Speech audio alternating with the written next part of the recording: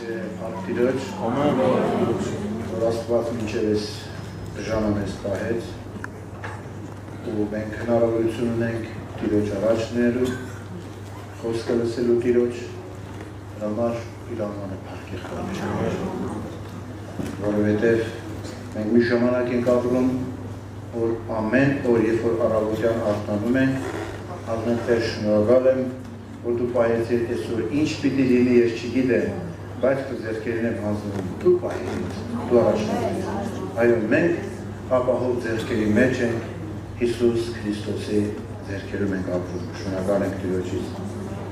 Այսօր որպես բնական Սուրբ Գրքից ուզում եմ մի տեղ կարդամ, որ գրված է Երգ երկոց, երկրորդ գլուխ 4-րդ խոսքը։ Երգ երկոց, երկրորդ գլուխ 4-րդ խոսքը։ Եվ նա ինձ խնջույքի տուն տարավ, և նրա դրոշը ինձ վրա սեր է, ասում է Գիրքը։ Եվ նա ինձ խնջույքի տուն տարավ, և նրա դրոշը ինձ վրա սեր է։ Հին ժամանակներում եղել Սուրբ Գրքում էր գրված, որ երբ որ մարդիկ էին գալիս հյուրեր, նրանց համար պատրաստում էին խնջույք։ Ճանապարհ գծելիս էր, նրանց համար խնջույք էին անում, ի պատիվ այդ մարդուն, որը եկել էր իրանց տուն և պատվի էին արժանացնում։ Այսինքն ուրախություն էին անում և շատ, ասենք, սիրո խնջույքներ ա եղել, որ մարդիկ դրա մեջ ուրախացել են։ Սուրբ Գրքից կարդում ենք միտեղ Ղուկաս ավետարան 15-րդ գլուխ, որը գրված անավակ որդու մասին, որ բոլորս շատ լավ դա գիտենք այդ պատմությունը, որ որդին հեռու էր ապրում հոր տնից։ Նա ուներ գաղափար հոր տան մասին, նա գիտեր, որ իր հոր տանը շատ ուտելիքներ կա, բայց ինքը այնտեղ փափագում էր խոզերի կերակուր ուտել և իրան չէին տալիս։ Ինչ օգուտ այդ որդուն, եթե ինքը գաղափար ուներ հոր տան մասին, բայց հոր տան մեջ չէր ապրում, ինչ օգուտ կար նրան, սիրելիներ։ Դրա համար ինքը իր սրտի մեջ հասկացավ, որ այնտեղ, որ ինքը գտնվում է, պետք է թողի և գնա։ Եվ ինքը հենց այնպես պիտի չվերադառնա, որովհետև ինքը վշտացրել էր հորը, թողել էր և գնացել էր։ Որոշեց իր սրտի մեջ, որ երբ որ ես վերադառնամ, հորս պիտի ասեմ հայր, մեղանջեցի երկնքի դեմ և քո դեմ, որ իրան ընդունի, այսինքն որպես մի վարձկան,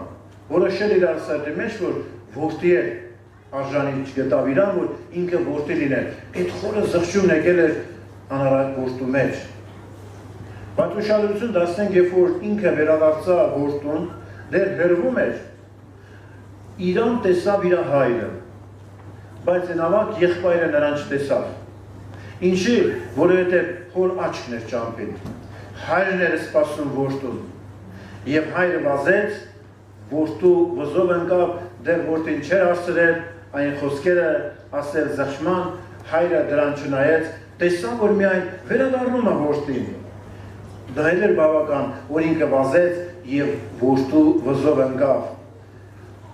Որտեղ միշտ հոր աչքի ճամփին է եղել որդու, որ երբ նա պիտի վերադառնա։ Եվ ինչ արեց հայրը։ Մատանի դրեց իր մատին, պատմության հագցրեց և իր համար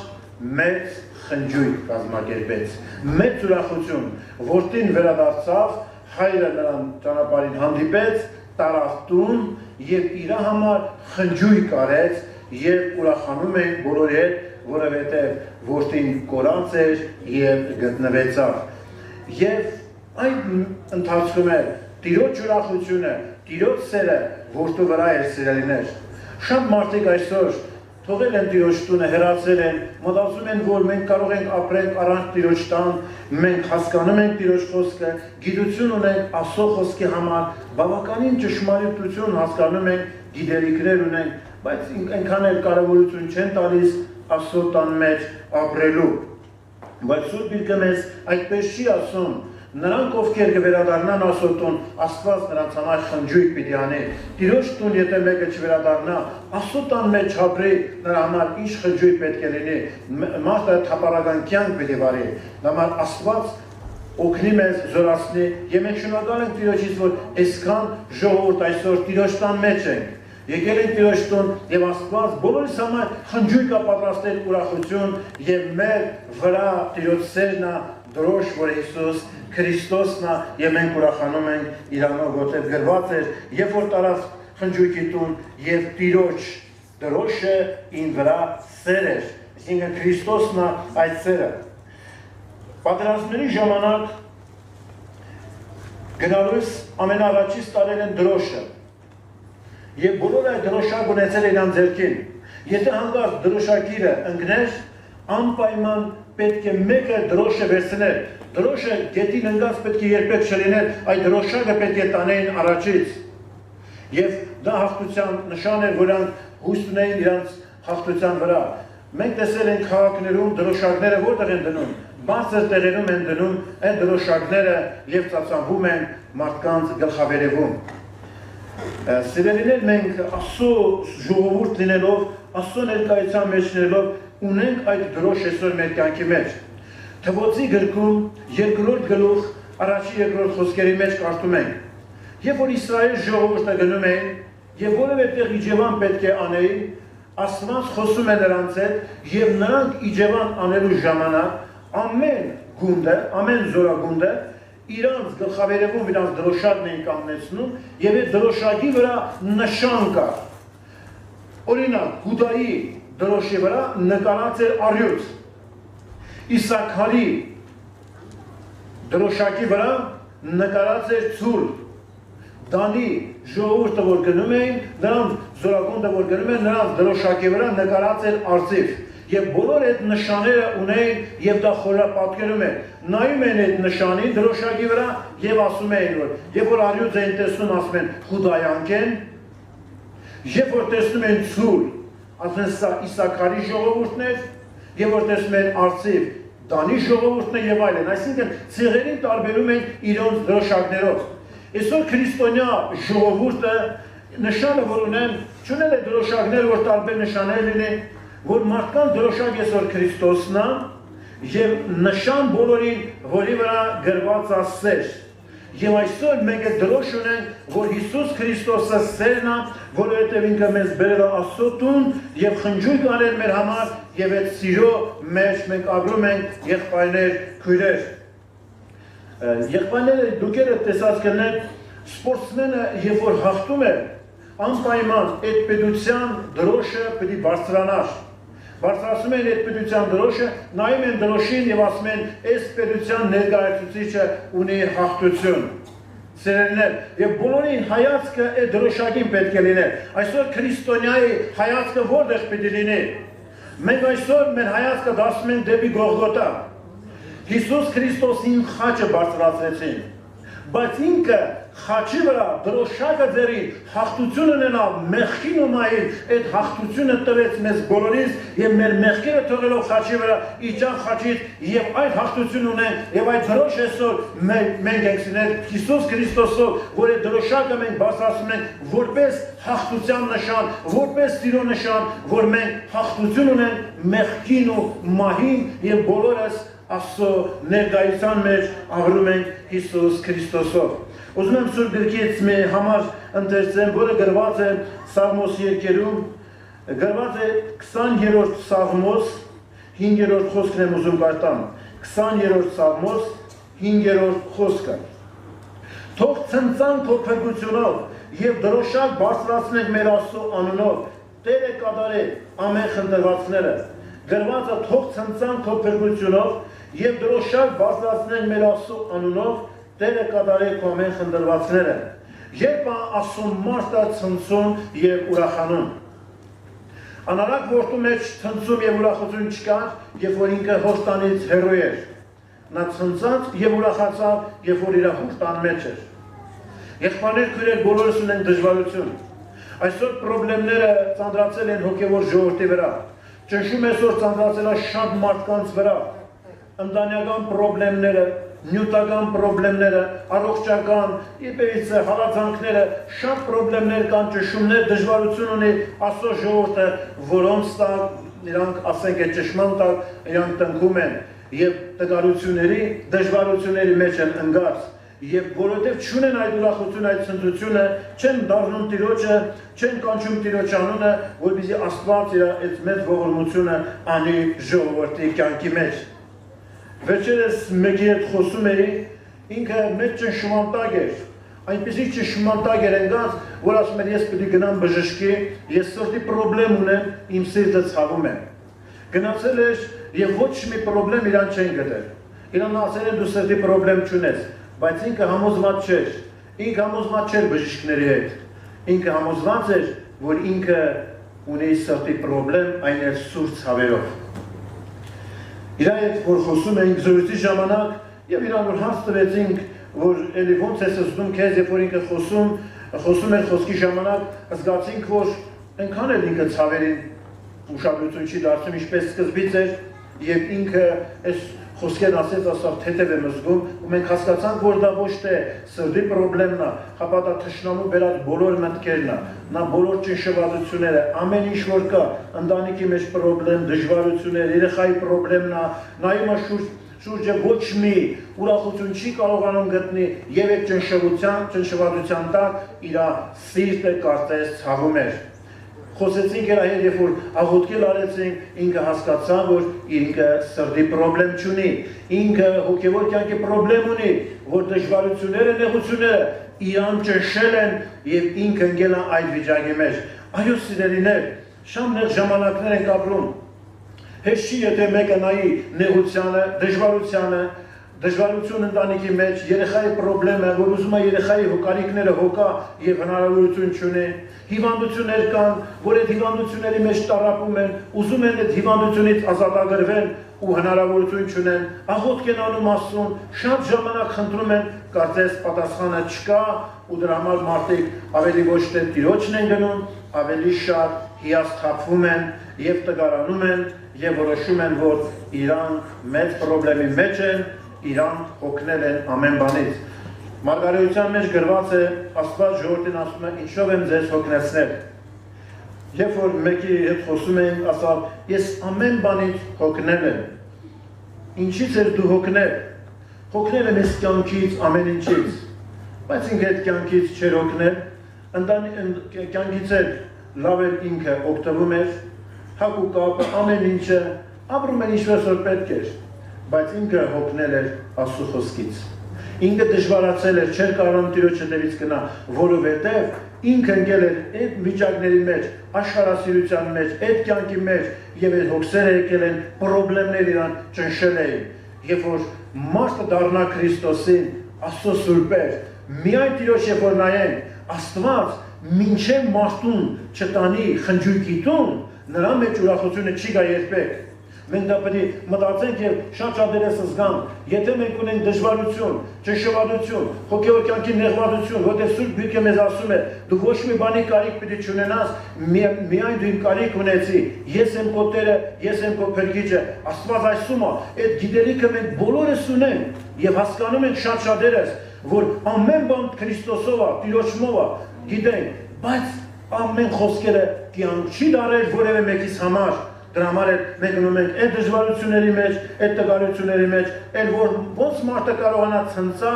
էլ ոնց մարդը կարողանա ուրախանա Հիսուս Քրիստոսով, այն հաղթությունով, որ Աստված տվել է մարդուն սիրելիներ։ Դրա համար Աստված մեծ ուշադրությունը դարձնում է երկնային կյանքին, Հիսուս Քրիստոսին, եւ ասում է, որ Տերն է ձեր հաղթությունը, եւ նա է դրոշը ձեր համար, նա է բարձրացած ձեր համար, եւ պետք է ուրախանաք եւ ցնծաք, բոլորի ձեռքին պետք է դրոշակ լինի եւ դուք հաղթություն պետք է ունենաք։ Ես նոր դարձել էի հավատքի, ընդամենը մի 2 շաբաթ էր եւ իմ մեջ անընդհատ վախ էր առաջանում եւ իմ հարազատների տուն պետք է գնայի նոր տարի շնորհավորելու համար։ Դե միշտ գնացել եմ իրանց կյանքով եմ ապրել։ Անընդհատ ճնշվածություն է մեջս։ Ես որ գնամ ինչպես պիտի լինեմ այնտեղ։ Հանկարծ պետք է խմիչքի հարց կա, ուրիշ հարցեր կա, դե հոգևոր եմ դարել ինչպես ես անեմ, ու ես անընդհատ տառապանքի մեջ էի, ճնշվածության մեջ, ոչ հասկանում էի, թե Տիրոջը պետք է խնդրեմ, ոչ բան չի հասկանում, նոր եկել էի Տիրոջը։ Եվ քույրերը աղոթք էին արել, մի քույրիկ տեսիլք էր տեսել, եւ եկավ ինձ ասեց տեսիլքի մեջ, ասֆալտեսիկի մեջ է դերը այսպեսի բան ցույց տվեց, ասավ եղբայր ջան, մեքենան գնում էր ձեր գյուղ, ձեր հարազատների մոտ էր գնում,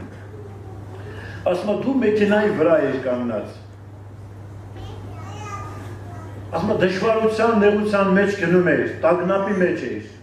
բայց երբ որ վերադարձար, ասում վերադառնալու ժամանակ քո ձեռքին մի մեծ դրոշակ կար, եւ այդ դրոշակը դու շատ բարձր պահած վերադառնում ես, եւ ասում դու հաղթություն ունես, Աստված քեզ հաղթություն է տվել, դեռ այն ժամանակից, եւ որ Աստված է ցույց տվել, ես հասկացա, որ այո, Աստված մեզ տվել է հաղթություն, եւ այդ հաղթության դրոշակը մենք ինչ պիտի անենք, բարձր պիտի պահենք Հիսուս Քրիստոսով ամեն դժվարություն, նեղություն, ինչ է որ գա մեր վրա, մենք պետք է հասկանանք, որ այդ հաղթությունը Տերը մեզ տվել է։ Կարդում եմ 60-րդ Սաղմոս 4-րդ խոսքը, 60-րդ Սաղմոս 4-րդ խոսքը։ Բայց քեզանից վախեցողներին դրոշակ տվիր, որ ճշմարտության համար բարձրացնեն։ Բայց քեզանից վախեցողների համար դրոշակ տվեցի, որպեսզի ճշմարտության համար բարձրացնեն։ Այո, մենք դրոշակը բարձրացնում ենք ճշմարտության համար, ոչ թե տգարության համար, ոչ թե տրտմության համար, ոչ թե նեղվածության համար, ուշադրություն դարձնենք, ուզում ես Տիրոջը փառք տաս, շատ անգամ նեղությունները, դժվարությունները, կասես պրոբլեմներ ճշմարտ մարդուն խեղդում են, եւ մարդը չի կարողանում այդ վիճակից դուրս գա, բայց Տերն ասել է, հաղթությունը տվել եմ քեզ։ Այդ բոլոր դժվարություններն են, դարձիր կենտանի Աստծուն, զղջա, մտիր Տիրոջ տուն, Տիրոջ ներկայության մեջ, ուզեցի Տիրոջը գաս, Տեր Աստված ես քեզ եմ դառնում, Տեր անպայման քեզ կտանի խնջույքի տուն։ Եվ որ խնջույքի տուն գնացիր պիտի ուրախանաս, պիտի լեցվես, պիտի զորանաս,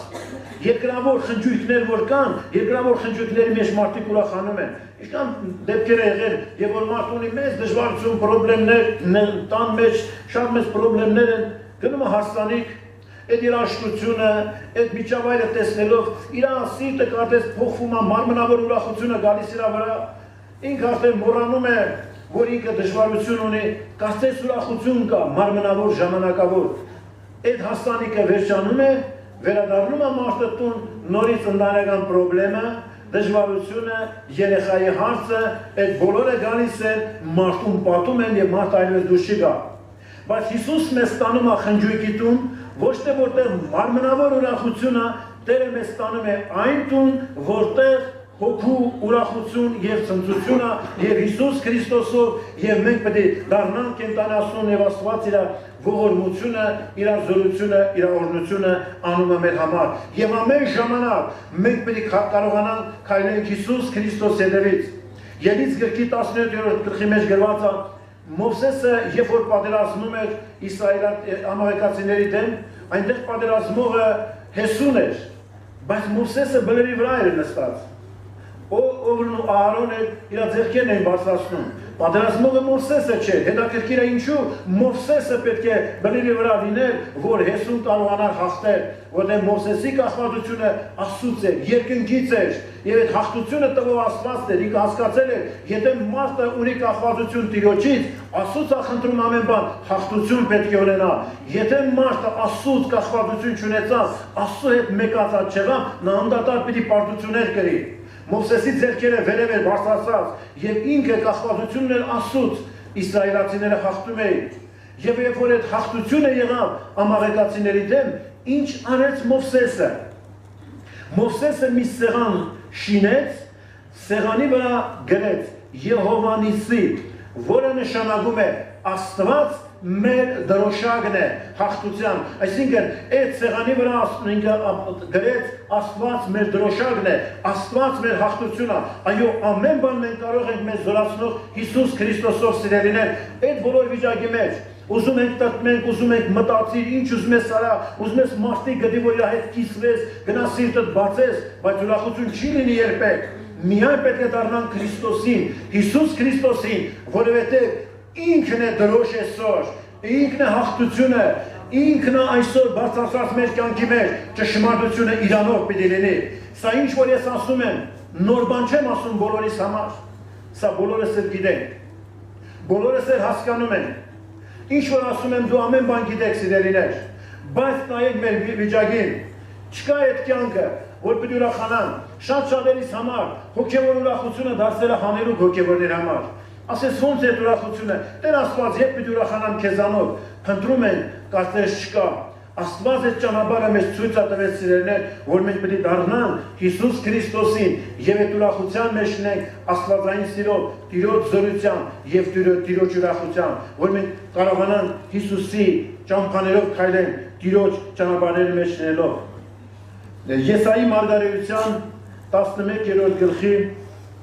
10-րդ խոսքի մեջ կարդում ենք այս համարը։ Եվ այն օրը կլինի, որ Եսեի արմատը ազգերի համար դրոշակ կկանգնե, եւ ազգերը նրան խնդրեն, եւ նրա հանգիստը փառքը կլինի։ Սա դեռ այն ժամանակ մարգարացել էր Եսային Հիսուսի համար։ Ասավ Եսեի արմատից, այսինքն Դավիթի հորանունն է Եսե։ Եսեի արմատից Աստված մի դրոշակ պիտի կանգնեցնի բոլոր ազգերի համար։ Եվ նրա փառքը հանգիստը պետք է լինի։ Այն ժամանակ դեռ Աստված խոսել էր այս բանի համար, եւ մենք այդ օրերը գիտենք, տեսել ենք, հասկանում ենք, որ այո մեր համար Քրիստոսը կյանք է եւ ինքը խաչն է բարձրացել, եւ մենք ունենք Հիսուս Քրիստոսով կյանք։ Մտածում ենք, թե երկրի հաջողություն կլինի, ինչպես աշխարհային մարդիկը մտածեն, նույնպես հոգևոր ժողովուրդներ կան, մտածում են, որ երկրի վիճակը կփոխվի, ինչ որ մի բան լավ կլինի, ինչ որ բարելավում կլինի, Աստծո սուրբեր, եղբայրներ, քույրեր, մեր ուշքը, մեր ուշադրությունը ամեն ինչը լինի Աստծո տուն դառնալը, Աստծո տան մեջ ապրելը, Տիրոջ ներկայության մեջ ապրելը, անցկացնողը Տերն է, առաջնորդողը Հիսուսն է։ Առանց Քրիստոսի ոչ մեկը չի կարող հաղթության հասնի եւ առաջնորդություն լինի իր կյանքի մեջ, որտեղ Աստված այս կյանքով մեզ տանում է իր ճշմարտության մեջ, իր ներկայության եւ զորության մեջ Աստված տանում է բոլորիս եւ այդ դրոշը մեր ձեռքերին պիտի լինի։ Ճշմարտության համար պիտի բարձրացնենք, ինչպես նոր կարդացինք Սամոս 2-ի մեջ, եւ ճշմարտության համար դրոշակ բարձրացրել։ Մենք կարող ենք ճշմարտության համար դրոշակ բարձրացնել, այսինքն մենք ունենք հաղթություն Հիսուս Քրիստոսով, ամեն խնդիրների, դժվարությունների դեմ, եթե դառնանք Քրիստոսին, Աստված մեր կյանքը պիտի փոխի, Աստված այդ ուրախությունը պիտի տա։ Ինչքան վկայություններ ժողովուրդ երբ որ դժվարության մեջ են եղել, տգարությունների մեջ են եղել, եւ որ Աստված այցելություն արել, ինչպիսի ուրախություն եղել մեր կյանքի մեջ։ Ինչքան են մենք ցնծացել եւ ուրախացել Հիսուս Քրիստոսով, որ Քրիստոսը մեզ առաջնորդել է։ Ինչքան ենք մենք նրա ուրախության մեջ եղել, սիրելիներ, մենք կարող ենք վկայել, որ մեր ներսի ամեն տգարություն, դժվարություն, ուրախություն պետք է դառնա, որտեղ Աստված երբ որ գա մարդու կյանքի մեջ, այդ ուրախությունը, ցնծությունը պետք է լինի։ Մեր եղբայրը որ իր որդուն կորցրել էր, մեր եղբայրը որ ասենք զոհվեց անցյալ տարի Ղարաբաղում, իր պապան անհավատ կյանքի մեջ էր։ Ինքը շատ դժվար էր տանում եւ ինքը ամեն օր խնդրում էր, որ ինքը իրան վերացնի։ Ինքը ասաց ես ամեն օր առավոտյան ժամանակ էի փնտրում, որ ես ինքս ինքնասպան լինեմ։ Թշնամին իրան մտքեր էր բերել, որ դու ինչ մարդ ես, մի կտոր հացի համար մնացել ես երկրի վրա, քո երեխան մահացավ, բայց դու մի կտոր հացի համար մնացել ես երկրի վրա, եւ ինքը որոշել է ինքը իրան սպանի։ Եվ երկար չեմ ուզում այս պատմություն անեմ, եկել էր ինքը պաշտամունքի, որտեղ տեսել էին իր որդուն երկինքի արքայության մեջ սպիտակ հանդեսներով եւ ասել էր գնացեք իմ ծնողներին ասեք, որ իմ համար այլևս ողջ չանեն, ես ապրում եմ, ես կենդանի եմ, ես Աստծո ներկայության մեջ եմ։ Եվ երբ որ իր եկել էին ասել են սիրելիներ, ինքը ուրախություն ուներ, եւ երբ որ ինքը պաշտամունքի եկավ, այդ պաշտամունքի ժամանակ այդ մեծ ցնծությունը, ուրախությունը իր կյանքի մեջ էր։ Եվ կատարվեց իր կյանքի մեջ արմատական վերափոխում։ Ինքը փոխվեց ամեն բանի մեջ։ Եվ Աստված եկավ իր կյանքի մեջ։ Եվ ինքը ուրախացավ եւ ցնծաց Հիսուս Քրիստոսով։ Եվ ինքն է վկայություն տալիս, որ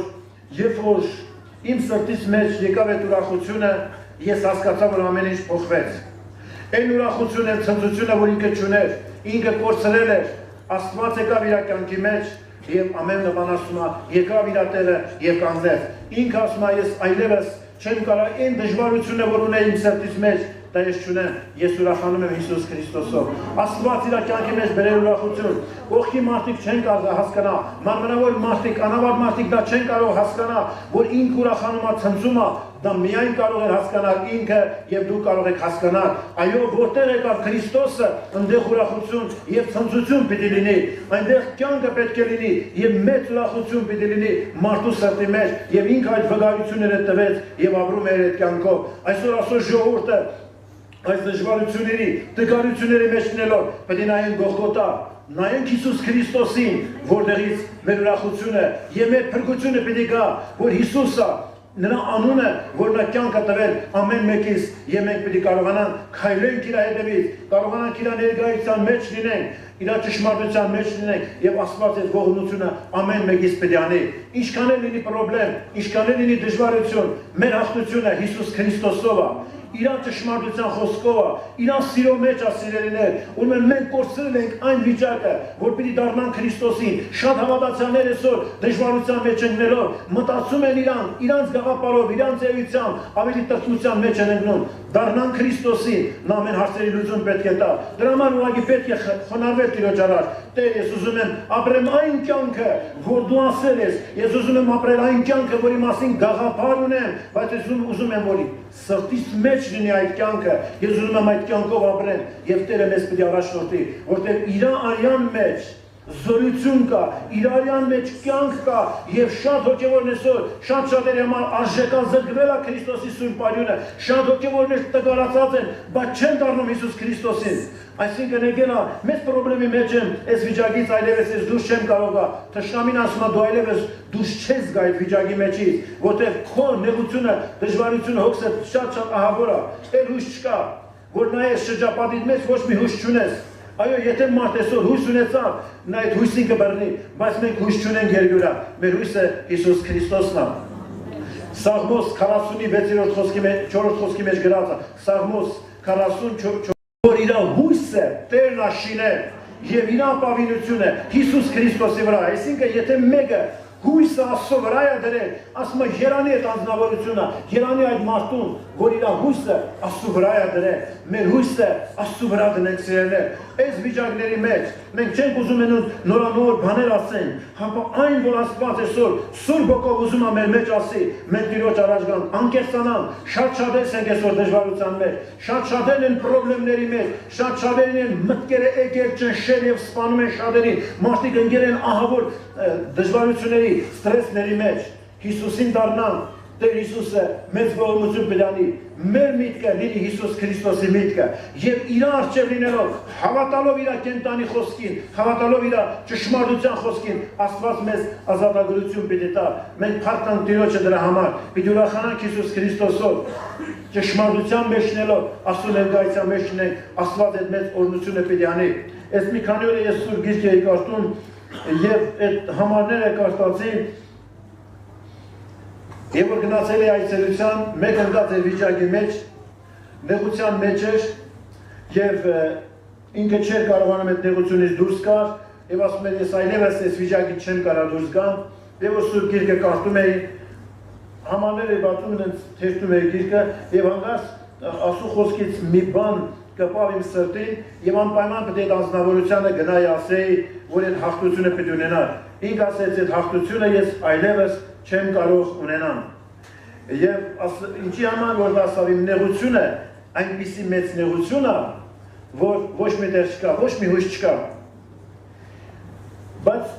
Աստծո խոսքից եւ որ կարդացել է այսօր պաշտամունքի ժամանակ ես մի քանի տողը պաշտամունքին այսօր էլ ասեցի։ Եվ դա եղավ հասկացա որ այդ անձնավորության համար սա մխիթարություն էր,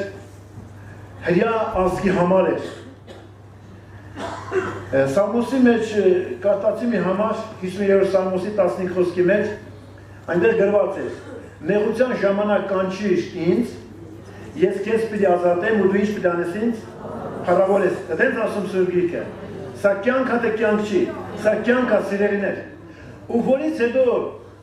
հրյա ազգի համար կարդացի, որ գրված է որ հրյաների համար երբ որ լուր էր հայտարարված, որ հրյա ազգը պիտի ոչնչանա, այլևս կյանք պետք չունենա, իրանց համար ինչ նեղություն կար, մահ, իրանք պետք է մեռնեին։ Եթե այսօր երկրորդ շատես ունենք նեղություն, հասկանում ենք, որ մենք կարող ենք այդ վիճակից ինչ-որ բանով դուրս գալ, բայց հрьяաների համար մահն էր թագավորում, նրանք ընդհանրապես դուրս չէին կարող գալ։ Եվ գրված է, որ երրորդ գլխի մեջ է, Եսթերի գրքի երրորդ գլխի 15 խոսքի մեջ գրված է, վերջի խոսքը, եւ Շուշան քաղաքը շփոթված էր։ Շփոթված էր, այսինքն շփոթված մարդ տեսել ենք երկրորդ, եւ որ մարդը շփոթված է, ոչ մի բան, ոչ մի հույս չունի, ոչ մի ելք չկա։ Ում դրանք դիմեին։ Ամենաբարձր երկրորդ ժամանակ թագավորն էր, թագավորը հրաման արձակել էր, որ պետք է նրանք ոչնչանան։ Էր ում դիմեին։ Բայց Աստված հանել էր մեկին Մուրտկե անունով մեկը կա, որ իր սրտի մեջ կար կենտանի Աստված։ Ինքը ծնվեցրեց, հուրց հակավ, մոխրի մեջ նստեց։ Որտեղ որ հասնում էր այսօր, բոլորը ինչ էին անում։ Բոլորը ծոմ էին վերցնում։ Մահը նրանց վրա, իրանք ծոմ են վերցնում, աղոթք են անում, որ Աստված դու կարող ես միայն փրկես։ Եվ ինչ կատարվեց։ Աստված փրկեց իր ժողովրդին։ Եվ Մուրտկեն երբ որ ասում է դուրս եկավ թագավորի մոտից, այդ շփոթված քաղաքը, Շուշան քաղաքը, ցնծած եւ ուրախացավ, որովհետեւ հрьяաներին լույս եւ փրկություն եղավ, փառավորի Աստծո։ Ատեսեք, երբ որ մարդու համար նույնիսկ մահվան վճիռն է, մահն է մարդու վրա, որ հույս չկա, ոչ մի բան այլևս, մարդիկ չիժասխապվեցին, գնացին ծոմի եւ աղոթքի, կանչեցին Աստծո անունը եւ Աստվածն էլ անպայման այցելություն արավ եւ Տերը ազատեց։ Ինչ ուզում է երկրի վրա լինի, ինչ նեղություն ունի, ինչ դժվարություն լինի, ինչ խնդիրներ ունես, ինչ ծանր վիճակների մեջ ես, ինչ մտքեր են գալիս քեզ, ոչ մի բանի ուշադրություն մի դարձնու։ Նայր Հիսուս Քրիստոսին, կենտանի Աստծուն եւ ասա Տեր, այս նեղության մեջ միայն ես քեզ եմ դիմում։ Ու ես հավատում եմ, որ դու ինձ պիտի ազատես քո խոսքի համաձայն, ու ես պիտի փառաբանեմ քեզ։ Մենք դժվարության մեջ ենք եղել, նեղության մեջ ենք եղել։ Տեր Հիսուս Քրիստոս իր անմահով ազատել է մեզ, փրկել է մեզ եւ մենք ունենք հաղթություն Հիսուս Քրիստոսով եւ սրտանց մենք շնորհակալ ենք Աստծուց, եղբայրներ քույրեր, մենք նայենք Գողգոթա Հիսուս Քրիստոսին, կենտանի Աստծուն, որտեղից մեր փրկությունը ուրախանանք միմիայն նրանով փառք տանք իրան։ Խնդրում եմ մենք բոլորս պիտի կանգնենք Տիրոջ առաջ հիմա աղոթք անելու։ Այս աղոթքի մեջ մենք Հիսուսի առաջ ենք։ Շատեր ունեն դժվարություն։ Հիմա ուշադրություն դարձնենք Տիրոջ խոսքին։ Որոշներին միտք է գալիս, որ դու մեծ նեղության մեջ ես, դուրս չես գա։ Մեկը ունի հոգս, երկար տարի աղոթել է, ասում է ինչքան աղոթում եմ, հույս չունեմ։ Այդ հոգսս մեկը չի կատարվի, ես հոգս ունեմ, մեկը ես էսենց էլ պետք է մնամ։ Դա այդպես պրոբլեմ կա։ Մեկը մնացում է, որ ընտանիքի մեջ իրան հալածում են, նեղում են իրան, ազատում չկա։ Մեկին միտք է գալիս, թշնամի միտք է բերում, որ դու չես կարա երկար ապրել, դու կմահանաս։ Մեկին միտքը բերի, որ քո երեխային վնաս պետք է